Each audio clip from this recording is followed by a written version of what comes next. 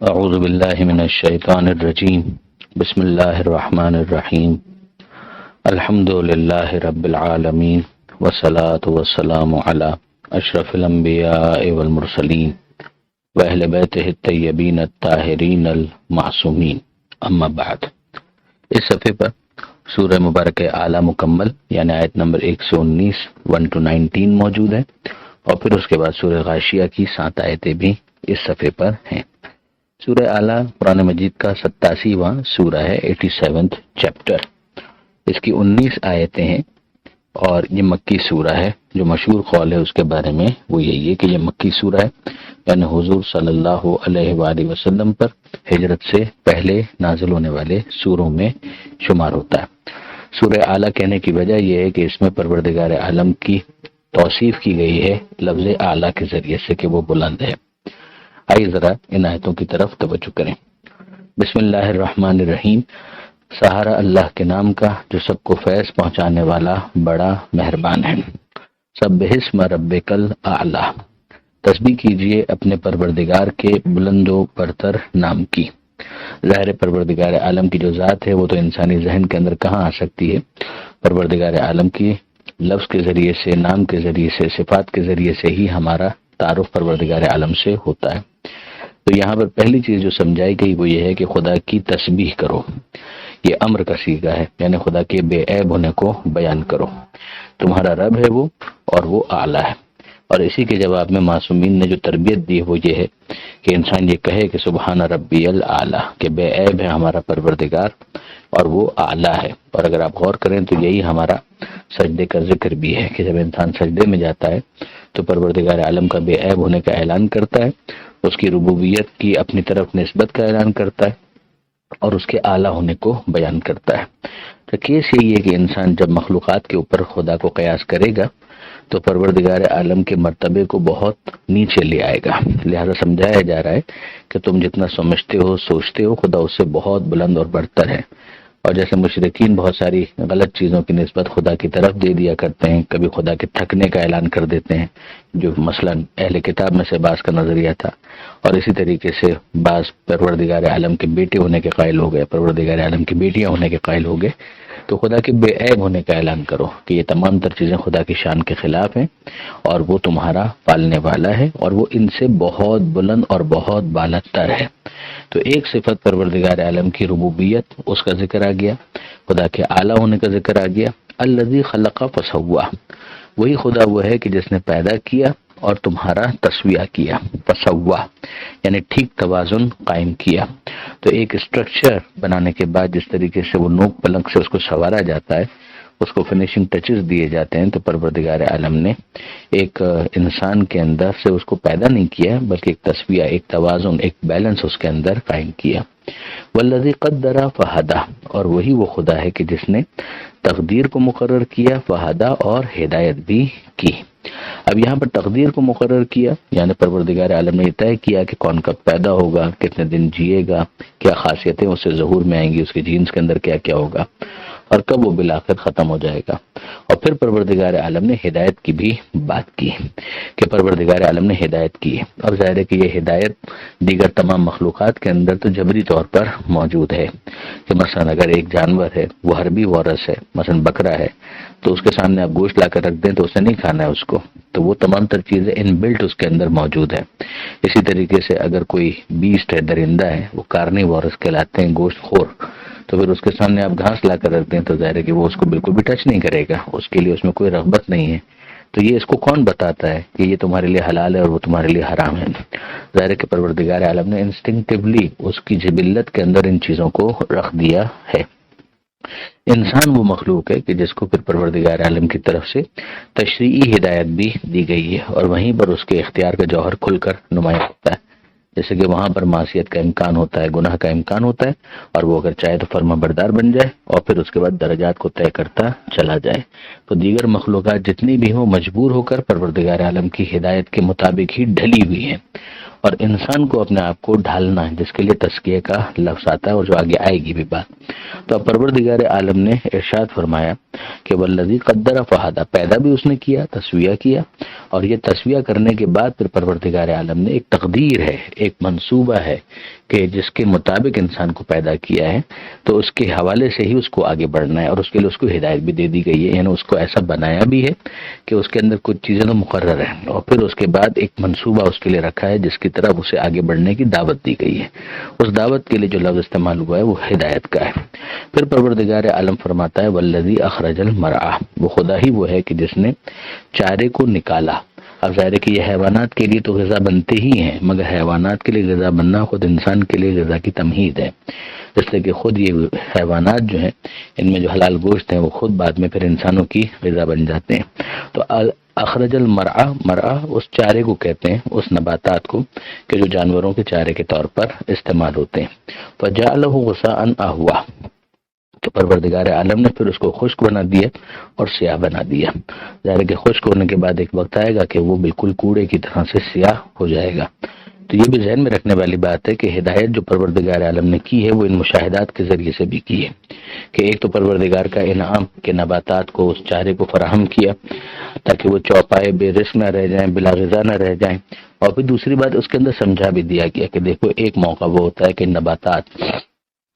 وہ ویجیٹیشن، وہ لہلاتی ہوئی سبز، وہ لہلاتا ہوا سبزہ وہ نظر آتا ہے جو آنکھوں کو بہت بھلا محسوس ہوتا ہے، مگر جب وقت پورا ہو جاتا ہے فجعلہ غثاء احوا، تو خدا اسے خوش بھی کر دیتا ہے اور وہ سیاہ ہو جاتا ہے۔ یعنی جس طرح سے اس پر زوال آتا ہے تو اسی طریقے سے پروردگار عالم نے تمہاری تقدیر میں یہ رکھا ہے کہ کوئی بھی اس دنیا کے اندر ہمیشہ رہنے والا نہیں ہے۔ تمہارے مشاہدے میں کہ بہت ساری چیزیں ڈھلتی ہیں، ڈکلائن کی طرف آتی ہیں اور پھر کوڑے کی طرح سے سیاہ ہو جاتی ہیں، اسی طرح سے تمہیں بھی جو دنیا میں بھیجا گیا ہے تو بچپنے سے پھر جوانی، جوانی سے پھر شباب، شباب سے پھر بڑھاپے کی طرف آنا ہے، جہاں پر کمر جھک جائے گی، ہاتھوں میں عصا آ جائے گا، دانت جواب دے جائیں گے، چہرے پر جھریاں آ جائیں گی، یہ تمام تر چیزیں، بالوں میں سفیدی کا آنا، یہ انسان کو اپنے اس انجام کی طرف متوجہ کیا گیا ہے۔ اس سے موقع کو غنیمت سمجھنا ہے، یہ سب سے بڑی عبرت ہے، یہ سب سے بڑا لیسن ہے کہ جب تک طاقت ہے تو وہ کچھ کر لو کہ جس سے آخرت میں سرمایہ فراہم کیا جا سکے اور وہاں پر پچھتانا نہ پڑے۔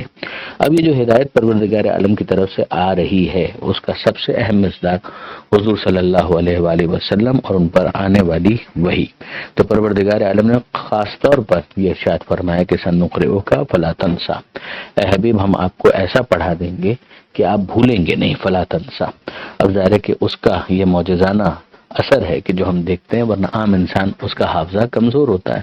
مگر حضور صلی اللہ علیہ وآلہ وسلم کا معاملہ یہ ہے کہ ان کو نسیان کہاں عارض ہوگا جب پروردگار نے ذمہ لے لیا ہے۔ تو پیغمبر اکرم کی میموری کے اوپر یہ پروردگار عالم کی طرف سے ایک عنایت خاص ہے، اور ہم دیکھتے ہیں کہ اس کا نتیجہ یہ نکلتا ہے کہ بڑے بڑے سورے جو پیغمبر اکرم کے اوپر نازل ہوئے ہیں تو پیغمبر اکرم کو ان کو یاد کرنے میں، میمورائز کرنے میں کسی قسم کا کوئی تکلف نہیں ہوا۔ بعد میں پیغمبر اکرم اسباب ظاہری کے تحت بے شک کتابت بھی اس کی کروا دیا کرتے تھے، مگر ابتدا میں یہ سینہ بسینہ جو منتقلی کا رواج ہے وہ بہت زیادہ نمایاں طور پر نظر آتا ہے۔ یہ ہم اس سے پہلے سورہ طٰہٰ کے اندر بھی پڑھ چکے ہیں کہ پروردگار عالم نے کہا کہ اے حبیب آپ کو جلدی کرنے کی ضرورت نہیں، لا تعجل بالقرآن من قبل ان یقضى الیک وحیہ، کہ وحی کے مکمل ہونے سے پہلے آپ اس کو دہرانے میں جلدی نہ کریں، یعنی پروردگار کی طرف سے یہ ذمہ ہے۔ اسی طرح سے ہم کچھ پہلے ہی سورہ قیامت کے اندر بھی اس بات کو پڑھ چکے ہیں کہ لا تحرک بہ لسانک لتعجل بہ، کہ اے حبیب آپ اپنی زبان کو حرکت دینے میں جلدی نہ کریں، ان علینا جمعہ و قرآنہ، یہ ہمارے ذمے پر ہے اس کو جمع کروانا بھی اور اس کو پڑھوانا بھی، اور جب یہ پڑھوا دیا جائے تو فاتبع قرآنہ، تو پھر آپ اس کی اتباع کیجیے، ثم ان علینا بیانہ، اور پھر یہ ہماری ذمہ داری ہے کہ ہم اس کو بیان بھی کروا دیں گے۔ تو یہاں پر پروردگار عالم نے اسی عنایت خاص کی طرف گویا متوجہ کیا ہے۔ ممکن ہے کہ یہی وہ آیت ہو کہ جس کی وجہ سے اس سورے کی ایک تاثیر مانی جاتی ہے کہ اگر کوئی اپنے حافظے کو امپروو کرنا چاہتا ہے، اپنی میموری کو شارپ کرنا چاہتا ہے، تو سورہ اعلیٰ کو کثرت کے ساتھ تلاوت کرنے کا حکم آیا ہے اور اس کی بہت زیادہ تاکید آئی ہے۔ اچھا، اب اس کے بعد پروردگار فرماتا ہے سنقرئک فلا تنسى الا ما شاء اللہ، مگر وہ کہ جو اللہ چاہے۔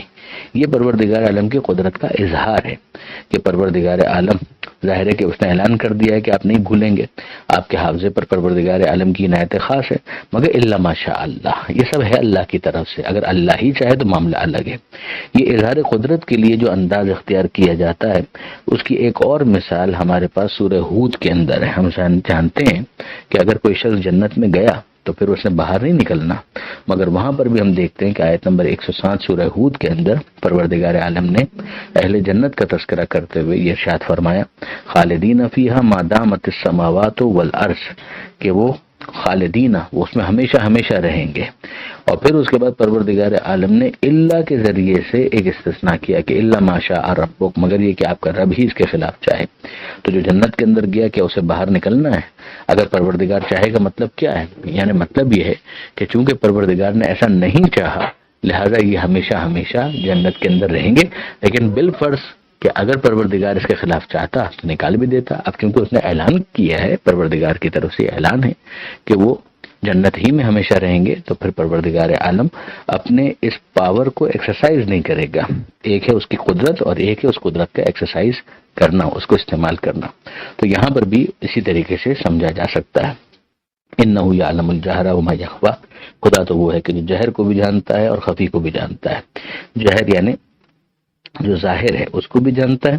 اور جو چھپی ہوئی بات ہے اس کو بھی جانتا ہے، جس چیز کا اعلان کیا جاتا ہے اس کو بھی جانتا ہے، اور جو کچھ پوشیدہ ہے اس کو بھی جانتا ہے۔ وَنُيَسِّرُكَ لِلْيُسْرَىٰ، اور عنقریب آپ کو آہستہ آہستہ آسانی کے ساتھ اس آسان تک ہم لے جائیں گے۔ اب یہ آہستہ آہستہ آسانی کے ساتھ جو ہم لے جائیں گے، مطلب کیا ہوا اس کا؟ کہ جو کام پیغمبر اکرم کو دیا گیا ہے وہ بظاہر تو بہت ہی ٹف کام ہے، بہت ہی اس کے اندر زحمت ہے، اور ہم دیکھتے ہیں کہ ہم سورہ مزمل کے اندر پڑھ بھی چکے ہیں، سنلقی علیک قولا ثقیلا، کہ عنقریب ہم آپ کے اوپر ایک قول ثقیل، ایک بھاری چیز جو ہے اس کو ہم نازل کرنے والے ہیں۔ تو وہاں پر پروردگار عالم نے قولا ثقیلا کہا، اور یہاں پر یہ کہا کہ نُيَسِّرُكَ لِلْيُسْرَىٰ، کہ یسرا کی طرف، یسرا کہتے ہیں آسان، یعنی وہ جو آسان منزل ہے وہاں تک ہم پہنچائیں گے آسانی کے ساتھ۔ ابھی آسان منزل تک آسانی کے ساتھ، دوسری طرف وہ قول ثقیلا۔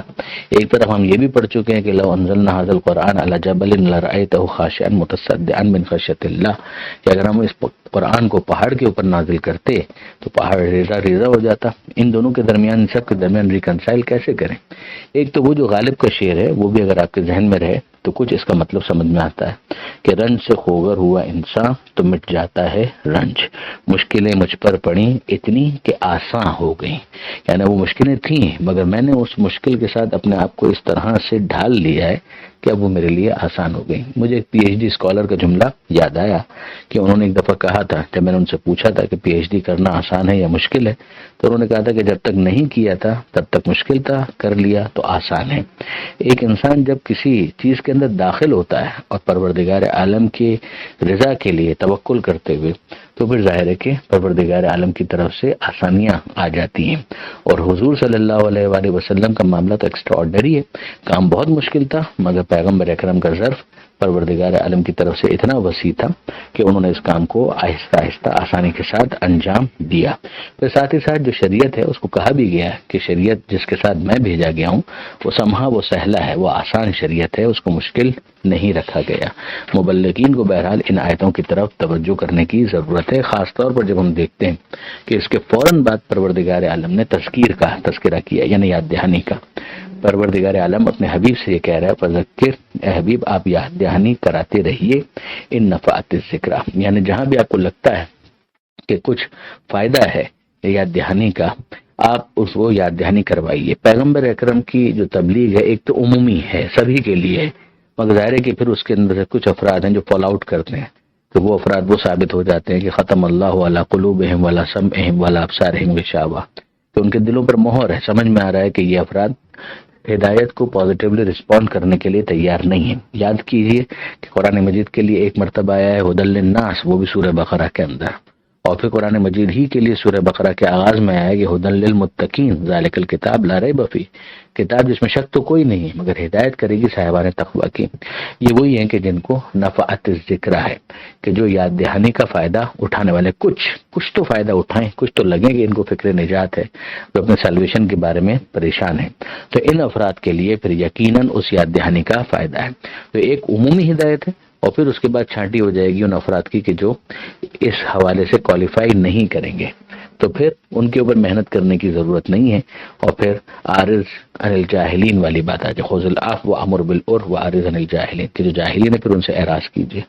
پروردگار فرماتا ہے کہ وہ افراد کون ہوں گے کہ جو اس سے فائدہ اٹھائیں گے، سیذکر من یخشی، کہ یقیناً اس سے نصیحت حاصل کریں گے، ان قریب فائدہ اٹھائیں گے جو آخرت کا اندیشہ رکھتے ہیں، یخشا، کہ جنہیں اس بات کا خوف ہے کہ انہیں خدا کے سامنے پیش ہونا ہے۔ پھر یاد کر لیجئے سورہ یاسین کو،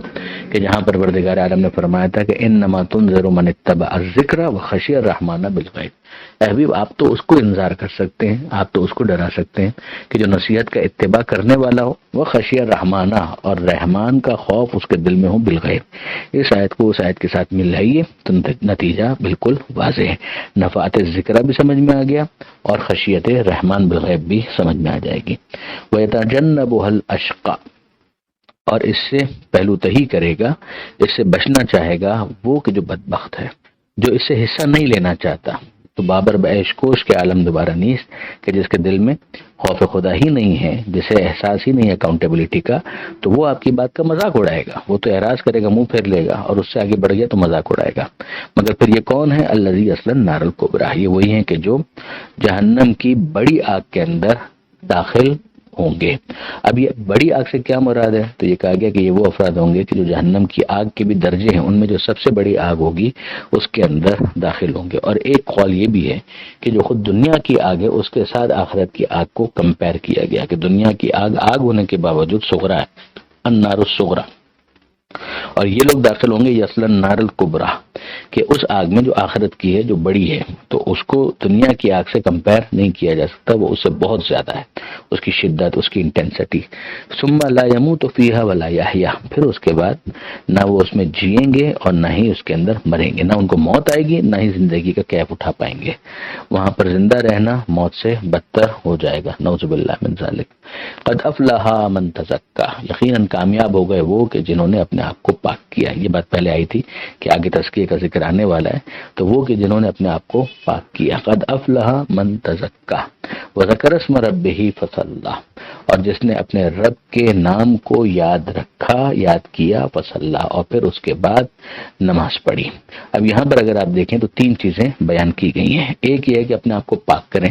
یعنی شرک کی نجاست ہے، آلودگی ہے، اس سے اپنے آپ کو پاک کریں۔ اسی طرح سے رذائل نفس جو ہے ان سے اپنے آپ کو پاک کریں، جو بری صفات ہیں ان سے اپنے آپ کو پاک کریں، تو اس کے نتیجے میں طہارت آئے گی۔ تو اب جب یہ گند سارا نکل گیا تو پھر موقع ہے کہ پھر پروردگار عالم کے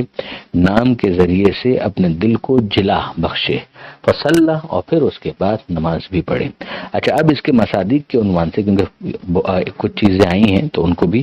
بیان کر دیا جائے، مناسب ہے کہ ایک اس کے ذریعے سے کہا گیا کہ تذکر سے مراد ہے کہ جو عید الفطر کو زکوٰۃ فطرہ نکالا جاتا ہے وہ بھی ظاہر ہے کہ طہارت کو حاصل کرنے کے لیے، اپنے مال کو پاک کرنے کے لیے ایک طریقہ کار تو ہے۔ اسی طریقے سے جو نماز عیدین ہے اس کے حوالے سے بھی اس کے اوپر تطبیق کی گئی ہے۔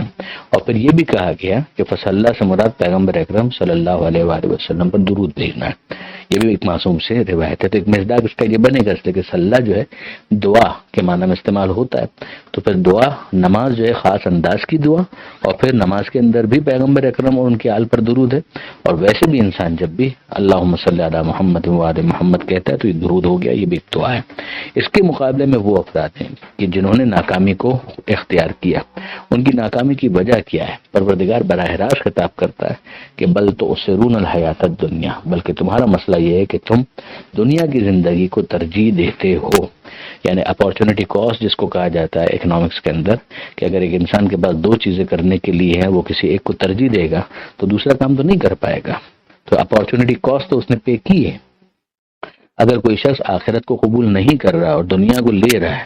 ایک تو وہ ہے کہ جو کہ ربنا آتنا فی الدنیا حسنہ وفی الآخرۃ حسنہ، کہ اے ہمارے پروردگار ہمیں دنیا کی اچھائیاں بھی عطا کر، آخرت کی اچھائیاں بھی عطا کر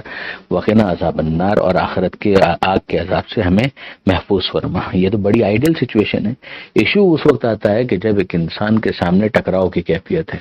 کہ ایک کو لیا جا سکتا ہے، دوسرے کو بہرحال کمپرومائز کرنا پڑے گا، یا ایک کو ترجیح دینی ہے۔ تو ایک بندہ مومن کا انداز یہ ہوگا، اگر وہ تزکیہ کر چکا ہے، جو پیچھے کے مدارج ہیں ان کو اس نے طے کیا ہے، تو پھر وہ اتنا پاک ہو گیا ہے کہ پھر آخرت کو وہ پرائرٹی نمبر 1 پہ رکھے گا۔ دنیا حلال ہونے کے باوجود اس کی پرائرٹی نمبر 2 ہوگی، اور جو دنیا حرام ہے وہ اس کی پرائرٹی میں کہیں پر بھی نہیں ہوگی۔ تو یہاں پر آپ نوٹ کیجئے کہ پروردگار عالم فرماتا ہے کہ تو سیرون الحیات الدنیا، تمہارا معاملہ ریورس ہے کہ جب تم ناکام ہو تو کیوں ناکام ہو؟ کامیاب تو پیچھے گزر چکے ہیں کہ جن کا ہم نے ذکر کیا، تزکا ذکر اسم ربہ فصلی، مگر جو افراد دنیا کو ترجیح دیتے ہیں آخرت کے اوپر، تو ان کا معاملہ یہ ہوتا ہے کہ دنیا ان کی پرائرٹی نمبر 1 ہوتی ہے، آخرت ان کی یا پرائرٹی ہی نہیں ہوتی ہے یا پرائرٹی نمبر 2 ہوتی ہے۔ والآخرۃ خیر و ابقا، جبکہ آخرت خیر بھی ہے اور ابقا بھی ہے۔ یہ 2 صفات پروردگار عالم نے بیان کی ہیں کہ آخرت بہتر بھی ہے اور باقی رہنے والی بھی ہے، یعنی فیچرز کے اعتبار سے بھی جو دنیا کی نعمتیں ہیں وہ حلال بھی اگر ہوں تو فیچرز کے اعتبار سے قابل مقایسہ نہیں ہے، اس کی کوالٹی وہ نہیں ہے کہ جو آخرت کی ہے۔ اب ظاہر برانڈ تو دونوں پروردگار کے ہیں، دنیا کو بھی خدا نے بنایا، آخرت کو بھی خدا نے بنایا، تو خدا کو حق ہے کہ وہ ان کو کمپیئر کر کے سمجھائے کہ دیکھو آخرت جو ہے فیچرز کے اعتبار سے بھی بہتر ہے، اور ابقا ہے یعنی ڈیوریبلٹی بھی اس کی زیادہ ہے۔ دنیا کی جتنی چیزیں ہیں ان کی ایک ایکسپائری ڈیٹ ہے کہ جس کے بعد وہ انویلڈ ہو جائیں گی، وہ قابل استعمال نہیں رہیں گی، قابل استفادہ نہیں رہیں گی۔ ہم دیکھتے ہیں کھانے میں یہی ہوتا ہے، پیریشیبل آئٹم ہے، ختم ہو جانا ہے۔ اس دوا کے اندر یہی ہوتا ہے کہ اس تاریخ سے پہلے استعمال کریں، لیکن آخرت میں ایسا نہیں ہے، وہ ابقا، وہ باقی رہنے والی ہے۔ پھر آخری جو آیت ہے اس کے اندر 2 آیتیں، ان ھذا لفی الصحف الاولی صحف ابراہیم و موسیٰ، کہ یہ بات یقیناً گزشتہ صحیفوں کے اندر، گزشتہ کتابوں کے اندر بھی موجود تھی، یعنی یہ پیغام کوئی نیا پیغام نہیں ہے، جو کور تعلیمات ہیں تمام ادیان کی جو پروردگار عالم کی طرف سے آئی ہیں، ان کے اندر جو کامن ڈینومینیٹر ہے اسی میں ایک بات یہ بھی ہے کہ یہ باتیں کہ یہ آخرت کا معاملہ کیا ہے، خیر ہے، ابقا ہے وغیرہ، یہ تمام باتیں گزشتہ کتابوں کے اندر بھی نازل ہوئی ہیں۔ صحف ابراہیم و موسیٰ خاص طور پر ہائی لائٹ کیا گیا، ابراہیم کی کتابوں کے اندر، صحیفوں کے اندر، اور موسیٰ علیہ السلام کی کتابوں میں بھی اس کو بیان کیا گیا۔ یہ آیت نمبر 19 کی جس پر الحمدللہ سورہ مبارک اعلیٰ کا اختتام ہوا۔ اب ظاہر ہے کہ سورہ غاشیہ بھی اس صفحے پر ہے، مگر وقت بھی کافی ہو گیا ہے، لہذا انشاءاللہ جو آیتیں سورہ غاشیہ کی ہیں ان کو ایک ساتھ کل ہی ہم ڈسکس کریں گے۔ پروردگار عالم سے دعا ہے قرآن پڑھنے، سمجھنے اور عمل کرنے کی توفیق عطا فرما، اور وارث قرآن امام زمانہ کے ظہور میں تعجیل فرما۔ بسم اللہ الرحمن الرحیم۔ کل کے اعلان کے مطابق آج ہمیں سورہ غاشیہ پر گفتگو کرنی ہے، اگرچہ ابتدائی 8 آیتیں گزشتہ صفحے پر ہیں، مگر ہم پورے سورہ غاشیہ کو آج ڈسکس کریں گے انشاءاللہ، اور سورہ فجر کی جو 9 آیتیں ہیں وہ باقی آیتوں کے ساتھ انشاءاللہ کل اس پر بات ہوگی۔ سورہ غاشیہ بھی مکی سورہ ہے اور اس میں 26 آیتیں ہیں، 26، مگر بہت ہی مختصر آیتیں ہیں اس کی۔ اس کا نام یہ اسی لیے پڑا کہ بسم اللہ کے فوراً بعد الغاشیہ کا لفظ استعمال ہوا ہے۔ اچھا، غاشیہ کا مطلب ہے چھا جانے والی۔ ارشاد ہوتا ہے بسم اللہ الرحمن الرحیم، سہارا اللہ کے نام کا جو سب کو فیض پہنچانے والا ہے، بڑا مہربان۔ هل اتاک حدیث الغاشیہ، کیا تمہیں پہنچی ہے خبر الغاشیہ کی، یعنی اس چھا جانے والی آفت کی۔ یہ قیامت میں جو انسان کی کیفیت ہوگی اس کو یہاں پر بیان کیا جا رہا ہے۔ اب ظاہر ہے کہ غاشیہ یہ کن لوگوں کے لیے ہوگی، ان کا تذکرہ پہلے ہے، پھر اس کے بعد اس سے متعلق جو ایک سائملٹینیس کانٹراسٹ ہے، بالکل 180 ڈگری کے اوپر ان کا تذکرہ ہے۔ انٹرسٹنگ یہ ہے کہ یہاں پر چہروں کے ذریعے سے تعارف ہو رہا ہے کہ کچھ چہرے وہ ہیں کہ جن کے اوپر ذلت ہی ذلت ہوگی، اور کچھ چہرے وہ ہوں گے جو تر و تازہ ہوں گے۔ تو ابھی آپ دیکھیں گے کہ آیت نمبر 7 تک پروردگار عالم نے جو اہل نار ہیں، جہنمی ہیں، ان کا تذکرہ کیا ہے اور ان کی جو کیفیت ہے اس کی منظر کشی کی ہے، اور پھر اس کے بعد پروردگار عالم نے آیت نمبر 16 تک اس کے بالکل برعکس، بالمقابل، کہ جو چہرے تر و تازہ ہیں اور جو ان کے لیے نعمتیں ہیں جنت کی، ان کا تذکرہ کیا ہے۔ اور پھر پروردگار عالم نے اپنی کچھ نشانیوں کا ذکر کیا ہے، آخر میں پیغمبر اکرم کی ذمہ داری جو تذکیر یاد دہانی کے عنوان سے اس پر بات کی ہے، اور آخری جو انجام ہے اس کا ذکر کرتے ہوئے کہا ہے کہ یہ حساب کتاب لینا یہ ہمارے ذمے پر ہے کہ ہم حساب کتاب لیں گے۔ تو ارشاد ہوتا ہے کہ حل اتاک حدیث الغاشیہ، کیا تمہیں پہنچی ہے خبر اس چھا جانے والی آفت کی؟ وجوہ یومئذ خاشعہ، اس دن کچھ چہرے ذلیل اور خوار ہوں گے، یعنی ان کی ذلت ان کے چہروں سے نمایاں ہوگی۔ عاملۃ ناصبہ، بہت کام کیے ہوئے، بڑی مشقت اٹھائے ہوئے، عاملہ عمل سے نکلا ہے، یعنی بڑے کام کیے ہوئے، جنہوں نے بڑے اعمال انجام دیے، ناصبہ اور بڑی مشقت اٹھائی، مگر کیا یہ اعمال ایسے تھے کہ جس کی وجہ سے ان کو کوئی پذیرائی مل سکے؟ نہیں، کوئی ایسی چیز نہیں تھی۔ خسرت دنیا والآخرہ، دنیا کے اندر بھی یہ اپنے طور پر ایسے کام کرتے رہے کہ جو ان کے نزدیک ان کے کارنامے تھے، مگر اس کا کوئی فائدہ نہیں ہوا، یعنی بالکل جو تھکے ہارے ہوئے، منہ لٹکائے ہوئے کسی کا واپس آنا ہوتا ہے، تو وہ جو کیفیت ہے وہ قیامت کے میدان میں ان لوگوں کی ہوگی کہ بظاہر، خاص طور پہ اگر آپ منافقین کے حوالے سے دیکھیں تو ان لوگوں نے تو بظاہر جو عبادت تھی وہ بھی انجام دی ہے، مگر ان میں سے کسی کا کوئی ریوارڈ ان کے لیے نہیں ہے۔ تو تھکے ہارے، بہت محنت اور مشقت کیے ہوئے، مشقتیں برداشت کرنے کے بعد وہ لوگ آئے ہیں۔ تسلا نارن حامیہ، مگر داخل ہو رہے ہیں اس آگ میں جو جلانے والی ہے، تو اس کا من عین آنیہ، اور ان کو سیراب کیا جائے گا گرم کھولتے ہوئے چشموں سے۔ اور پھر اس کے بعد فرمایا کہ لیس لہم طعام الا من ضریع، کہ ان کے لیے کھانے کے لیے کچھ نہیں ہوگا مگر ضریع کہتے ہیں خاردار، جو جھاڑی ہو، گھاس ہو، خاردار، جس کے اوپر کانٹے ہی کانٹے لگے ہوئے ہوں، وہ ان کے لیے غذا کے طور پر ان کو پیش کی جائے گی۔ تو ظاہر ہے کہ یہ ان کے لیے اور زیادہ اذیت کا باعث ہوگا۔ بھوک تو انہیں لگ رہی ہے، انہیں غذا کی تو ضرورت ہے، مگر غذا ان کو جو فراہم کی جا رہی ہے وہ یہ والی ہے، ذریع، اس لیے پنشمنٹ ہے۔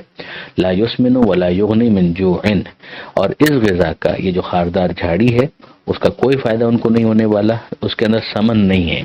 یعنی ایسا نہیں ہے کہ جیسے وہ کہتے ہیں کھانا اگر کوئی کھائے تو اس کو کھانا لگتا ہے کہ نہیں لگتا ہے، یعنی جسم کے اوپر اس کے اثرات ظاہر ہوں، کہ جس کے نتیجے میں ہم دیکھتے ہیں کہ وہ چاق ہو جاتا ہے، اس کے اندر کچھ فیٹ ایڈ ہوتا ہے، اس کے جسم کے اندر ایک گروتھ ہوتی ہے، تو پروردگار فرماتا ہے کہ نہیں، وہ جو کھانا ان کو دیا جائے گا اس کا ایسا کوئی اثر ظاہر نہیں ہوگا، کوئی موٹاپا ان کے اندر ظاہر نہیں ہوگا۔ ولا یغنی من جوع، اور نہ ہی وہ ان کی بھوک کو کم کرنے کا باعث بنے گا، وہ ان کی بھوک کو ختم کرنے کا باعث نہیں بنے گا، ان کی بھوک اور بڑھتی چلی جائے گی گویا۔ وجوہ یومئذ ناعمہ، اب اس کے مقابلے میں سائملٹینیس کانٹراسٹ، یعنی یہ جو غاشیہ ہے، یہ چھا جانے والی جو آفت ہے، یہ ان لوگوں کے لیے، ان کے مقابلے میں جو دوسرے افراد ہیں ان کے لیے آفت کا کوئی تصور نہیں ہے۔ وجوہ یومئذ ناعمہ، ان کے چہرے، کچھ چہرے ہیں کہ جو اس دن تر و تازہ ہوں گے، لسعیہا راضیہ، اور جو انہوں نے کاوشیں کی ہیں، جو زحمتیں اٹھائیں گے، وہ اس سے مطمئن ہوں گے۔ یعنی اب آپ نوٹ کیجئے، وہاں پر تھا عاملۃ ناصبہ،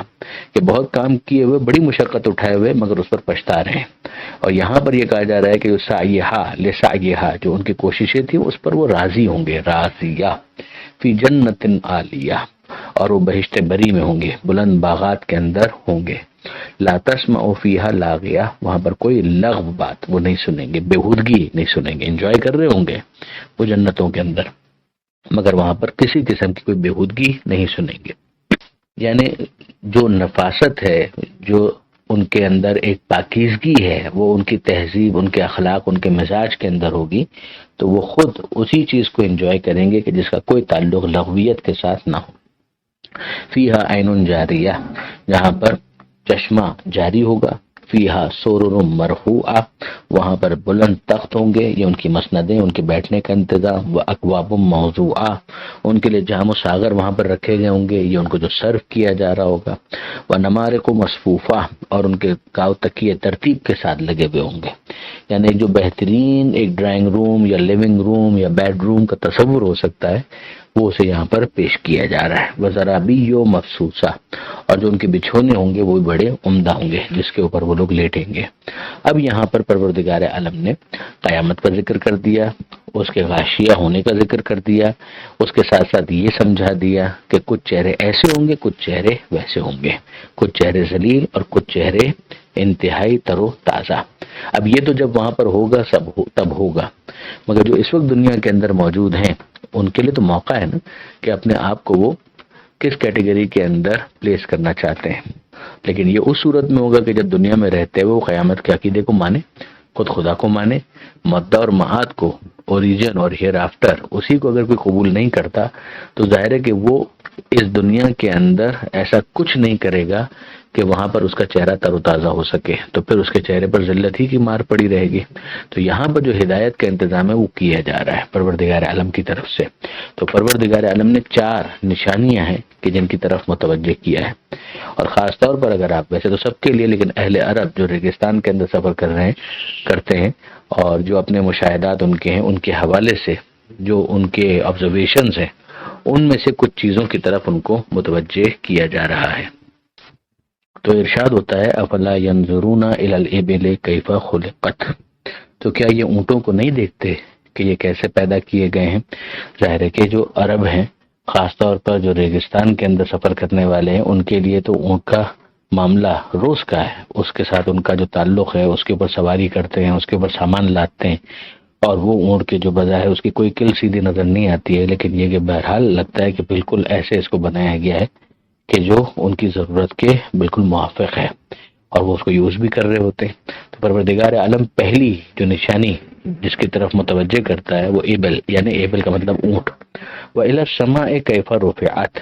اور کیا یہ آسمان کی طرف نہیں دیکھتے کہ کیسے اسے بلند کیا گیا ہے؟ ظاہر ہے کہ دائیں بائیں دیکھے تو اسے اونٹ نظر آئے، اوپر کی طرف دیکھے تو بالائے سر اسے آسمان نظر آئے، وہ اجرام فلکی، وہ ہیونلی باڈیز۔ تو ارشاد ہوتا ہے کیف رفعت، کیسے ان کو بلند کیا گیا۔ وَإِلَى الْجِبَالِ كَيْفَ نُصِبَتْ، اور ان پہاڑوں کے اوپر ذرا وہ غور کرے، دیکھے کہ کیف نُصِبَتْ، کہ کیسے انہیں جمایا گیا ہے، یعنی تمہیں نظر آ رہے ہیں کہ یہ بلند و بالا پہاڑ ہیں اور انہیں نصب کیا گیا ہے۔ وَإِلَى الْأَرْضِ كَيْفَ سُطِحَتْ، اور زمین کی طرف کہ کیسے اسے بچھایا گیا۔ تو ان 4 نشانیوں کی طرف متوجہ کیا جو انسان کے آبزرویشن کے اندر ہے، اور اس کے ذریعے سے انسانی ذہن کو موڑا گیا ہے کہ وہ خدا کہ جو ان کو پیدا کرنے پر قادر ہے، کیا وہ قیامت کے دن کا انعقاد کرنے پر قادر نہیں ہے؟ کیا وہ مردوں کو واپس زندہ کرنے پر قادر نہیں ہے؟ یہ وہی بنیادی عقیدہ ہے کہ جس کو مضبوط کیا جا رہا ہے۔ فذکر، اب پیغمبر اکرم کی ذمہ داری، یہ آپ پہلے بھی دیکھ چکے ہیں، ہم سورہ اعلیٰ میں بھی ہم پڑھ چکے ہیں، فذکر ان نفعت الذکریٰ، کہ حبیب آپ ان کو یاد دلاتے رہیے اگر یاد دہانے کا کوئی فائدہ ہے۔ یہاں ارشاد ہو رہا ہے فذکر انما انت مذکر، اے حبیب آپ ان کو یاد دلاتے رہیے، آپ کا کام بس اور بس یاد دلانا ہے، یاد دہانی کراتے رہنا ہے۔ لست علیہم بمسیطر، آپ ان کو زبردستی منوانے کے لیے نہیں بھیجے گئے ہیں، کہ آپ کی ذمہ داری بھی نہیں ہے۔ آپ کی ذمہ داری تو یہ ہے کہ آپ ان کو ریمائنڈر دیتے رہیں، آپ ان کو متوجہ کرتے رہیں۔ الا من تولی وکفر، ہاں مگر وہ کہ جس نے منہ پھیر لیا اور کفر اختیار کیا، یہ ان کا ریئیکشن ہو گیا۔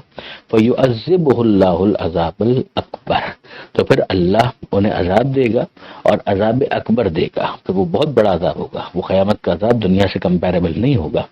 ان الینا ایابہم، ہماری ہی طرف ان سب نے پلٹ کر آنا ہے۔ ثم ان علینا حسابہم، اور پھر ہمارے ہی ذمے پر ہے کہ ہم ان کا حساب لیں۔ یعنی یہ دنیا کے اندر جو ایک محدود اختیار ان کو دیا ہوا ہے، تو اس کی وجہ سے جب تک مہلت ہے تو وہ حکم آ چکا کہ مہل الکافرین امہلہم رویدا، کہ اے حبیب کافروں کو مہلت دے دیجئے مہلت تھوڑی سی، مگر پھر آخر میں کیا ہونا ہے؟ ان الینا ایابہم، جب انہوں نے توجہ نہیں کی،